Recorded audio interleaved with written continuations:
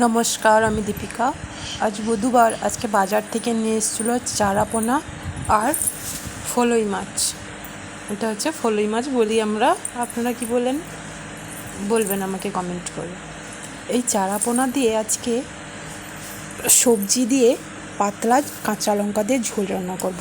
ঝোল তো সবাই রান্না করতে পারে, কিন্তু আমি অন্যরকম পদ্ধতিতে আপনাদের ঝোল বানিয়ে দেখাবো।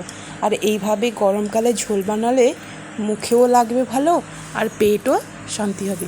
তাই কেটে নিয়েছি ঝিঙে, কাঁচকলা, পেঁপে, আলু লম্বা লম্বা করে কেটে নিয়েছি। আর মশলার মধ্যে জিরে বাটা, পেঁয়াজ বাটা আর কাঁচা লঙ্কা চেরা।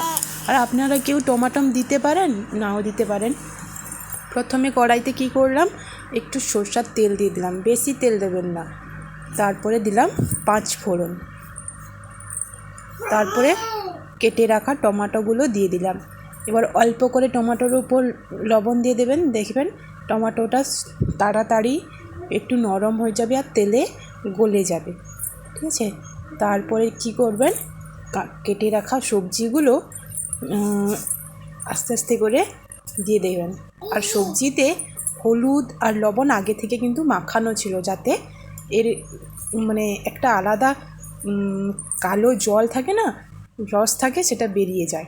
হ্যাঁ, এগুলো কাটার পরে হালকা লবণ আর হলুদ দিয়ে মাখিয়ে রেখেছিলাম, সেগুলো এবার আস্তে আস্তে কড়াইতে দিয়ে দিলাম। তারপর একটু নাড়াচাড়া করে নেব।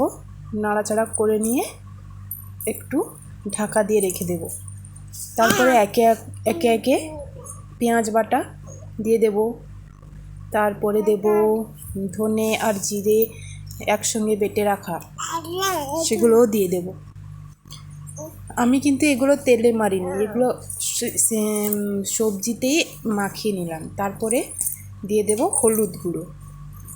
তেলে মারলে সবজি তরকারিটা পাতলা ঝোলের টেস্ট অন্যরকম হয়ে যাবে। তাই আমি একেবারেই সবজির সঙ্গে মশলাটাকে মাখিয়ে নিলাম, যাতে টেস্ট অন্যরকম হবে। আপনারা একবার বানাবেন, দেখবেন খুব সুন্দর টেস্ট লাগে। এই পাতলা ঝোল দিয়ে দুপুরের রান্না খাওয়া দাওয়া একেবারে জমে যাবে। তারপর কি করবেন বলুন তো, অনেকটা ফুটে এলে কাঁচা লঙ্কা যে চিড়ে রেখেছিলাম, সেই কাঁচা লঙ্কা চেরাগুলো একে একে দিয়ে দেব। যে যেরকম ঝাল খান সেরকম দেবেন। শেষে অ্যাড করবেন লবণ। লবণ কিন্তু ফার্স্টে দেবেন না, তাতে কি হবে, ঝিঙ্গাগুলো একেবারে গলে যাবে, ঝিঙ্গা একদমই খুঁজে পাবেন না। আমার রেডি হয়ে গেছে গরমকালে ঝিঙে, কাঁচকলা, আলু, পেঁপে দিয়ে চারাপোনা দিয়ে পাতলা